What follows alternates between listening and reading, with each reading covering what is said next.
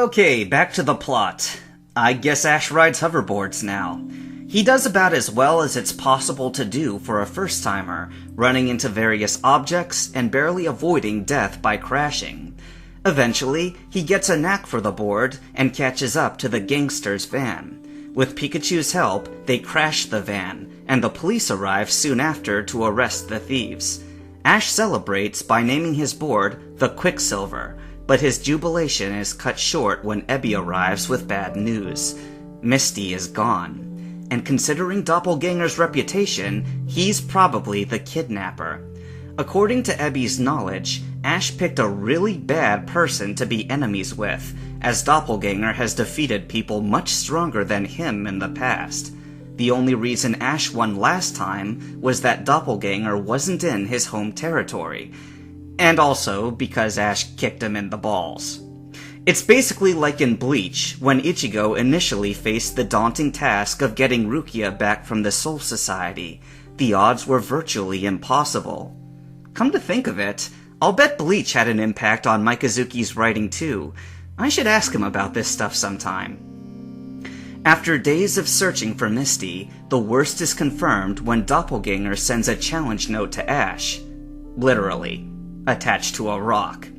Of course, it infuriates Ash, so he charges straight into the Super Fiend's trap half-cocked. After some comical desperation to get past the locked door of the Phantom Theater, Ash gets inside and finds a tied-up Misty almost immediately. Only, it's not Misty. I'll bet Pikachu wasn't the only one with a surprised face. Obvious Doppelganger reveals himself and proceeds to wreck Ash in combat. It isn't even close. Dopp spares Ash's life, merely for the sadistic pleasure of his prolonged suffering. Ash is left once again in the dark, where he must traverse room after room of increasingly unsettling atmosphere. His confidence rapidly fades, and his mental state deteriorates. Only thoughts of Misty give him the will to press on. See, this is what I like in a protagonist. Though Ash is often an overconfident braggart, not entirely unwarranted given his abilities, Mikazuki treats this character flaw as what it is, and makes fun of it. More importantly, when things get truly challenging for Ash, the bravado falls away, and his true motivating strength is a selfless one. As for this situation, there are people out there who despise the damsel in distress trope because it supposedly degrades women. But I just don't see it.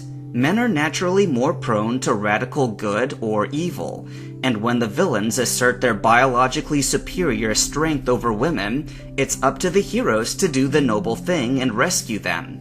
Can the reverse be true and women do the same? Sure, but this is largely a guy thing, and chivalry remains an admirable and honorable pursuit for any man.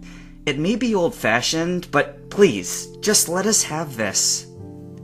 As you can probably tell, I was very impressed with Mikazuki by this point in the story. Ash had been winning every fight, but here at last he got his butt kicked, and he pressed on anyway. He's not a Gary Stu or a moper, just a guy fixed on his objective. It's admirable. If I have any criticism to level here, it's not about Ash, but the setting.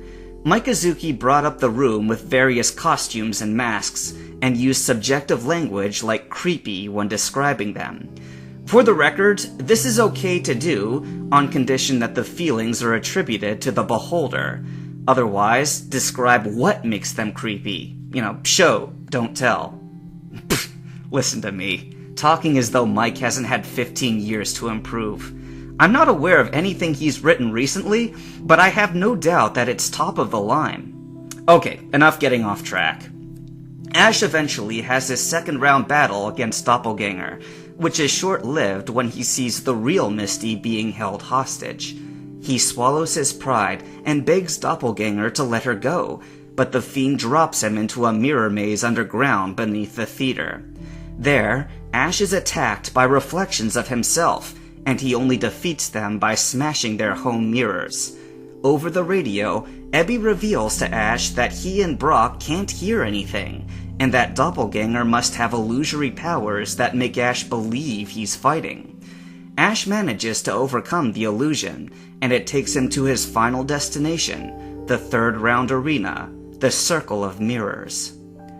I loved watching Rurouni Kenshin, Yu Yu Hakusho, Inuyasha, Naruto, and Full Metal Alchemist as a teenager. It always impressed me to see how creative enemies could be with their various powers. Likewise, in this fic, Mikazuki generates some pretty cool antagonists with abilities that kept me guessing. A few were run-of-the-mill, like Cleft and Jackknife, but the Doppelganger saga held me rapt with attention. We who admire strength understand that there is more to it than the will to succeed. A strong hero is also wise enough to learn his opponent's powers on the fly, judge his own comparative strength, improvise his strategy, and basically outsmart the other guy. That's what makes fighting anime great. It brings out the art in martial arts. I couldn't make this story in anime, but with the music and sound effects, I hope the imagination can compensate. Doppelganger Round 3 is where the action peaks. The Super Fiend uses all of his powers, his clones, his regeneration of the clones, his obscuring cloak, and his cutting words. Physically, he is stronger and faster than Ash as well. Ash is hardier, however, and works his way past all Doppelganger's obstacles, both mental and physical. This battle proves to be the crucible that truly forms Ash into the do-or-die, never-give-up champion that he is. When he finally beats Doppelganger down for good, it marks a major moment in the narrative. Super Fiends are notorious for their fighting prowess, and the way Mikazuki writes it, everything indeed feels earned. Ash wins only by a narrow margin, and only because he knows the consequences for losing go beyond himself. But he's done it! He's beaten a Super Fiend in earnest. Granted, it's the weakest fiend, but I imagine the feeling is like when you play a video game for the first time and defeat the first boss. He's doubtlessly the weakest, but with the hard-won victory comes a flowing sense of self-confidence.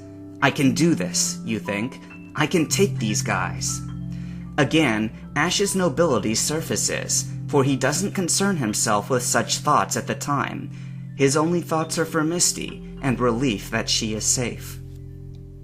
Meanwhile, the Super Fiends assemble. You've got Skyrender, the leader, G.I. Jolt, the giant, Anti-Arctic, the ninja, Cleft, the tank, Goth, the dark horse, Twin Dreamer, the psychic, Bonsai, the speedster, and Aquamarine, the second strongest. If you got vibes of the Akatsuki, Organization 13, Team Tagoro, the Phantom Troop, or any other guild of villains, then congratulations, you're in on the culture. They assemble to discuss the news of Doppelganger's loss, his expulsion from the Super Fiends, and the need to eliminate Ash for insulting their honor. After a few quips and shows of bravado, Aquamarine volunteers. Because Mikazuki previously did such a competent job of portraying Doppelganger as strong and threatening, he is able to sell the danger to Ash that all these new guys represent. We have been informed repeatedly of their menace, but now having seen what the weakest of them could do, it is genuinely alarming to discover that their second strongest has Ash in his crosshairs. Slowly but surely, the reader gains perspective for power levels. At the story's beginning, Ash needed to exercise caution when merely fighting nameless street punks. In his initial Doppelganger fight, the enemy was somewhat handicapped, and Ash got in a couple critical hits. But now, though Ash has gotten stronger by necessity, it took everything he had to beat Doppelganger in his prime. And here it turns out that Dopp was basically a discount Super Fiend, whereas Aquamarine is the real deal. More than that, he is above all but Skyrender. It's like in Pokemon, when you beat the first gym trainer, not even the gym leader, only to have the 7th gym leader come after you. And you don't even realize that he's coming, and that there is no hope of winning when he does. All you can do is train, and hope that you have a Saiyan-like quality that allows you to become exponentially stronger when pushed past your limits. Yep, now I'm suggesting that DBZ influenced this story too. Okay, so anyway, now we get a short reprieve from the Super Fiends, and an attack from Team Rocket. with Agent 001 in jail, Giovanni is more determined than ever to be rid of Ash, so he sends both 003 and 004 to fight him, after some rocket grunts have softened him up, that is. I won't elaborate much on this part, since it doesn't really advance the plot in any meaningful way. If anything, it shows that Ash may indeed be a secret Saiyan. You ever see him without his hat?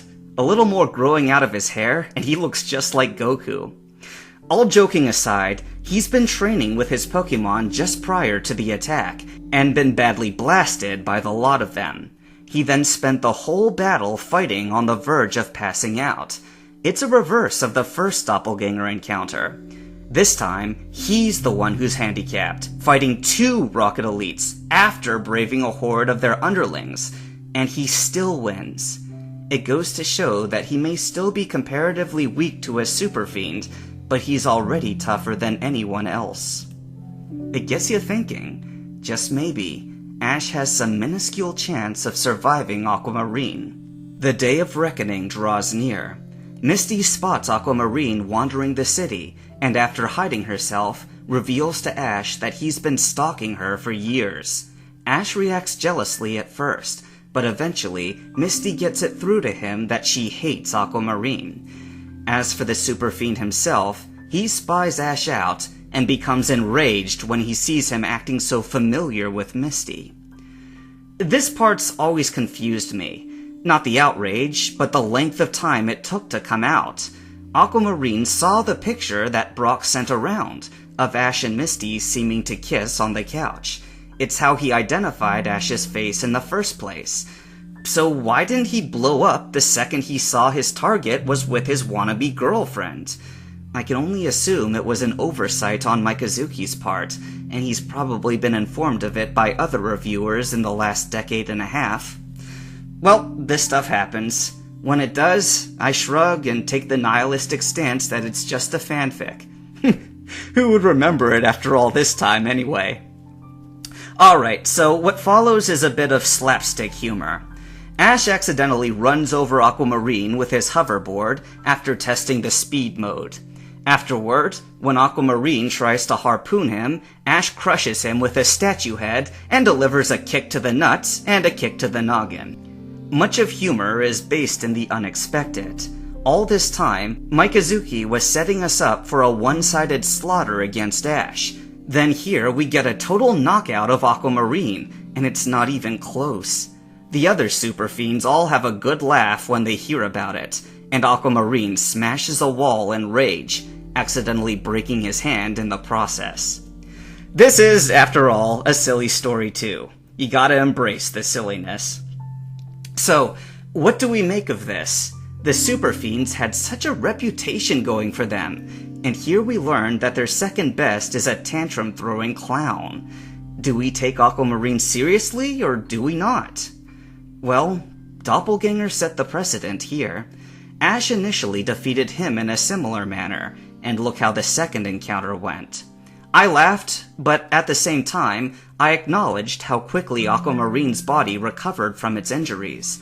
By the time he gave Ash his challenge note a few hours later, he was basically healed. When you think about it, it's unsettling how quickly a cartoon character can bounce back from injuries that would kill anyone else.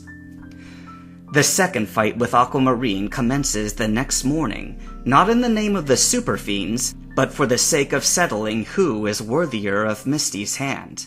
Ash denies he has such a relationship as fervently as an atheist denies God, but Aquamarine doesn't listen, and charges forward full steam. An extremely lengthy fight commences, and at first, the two combatants appear pretty evenly matched.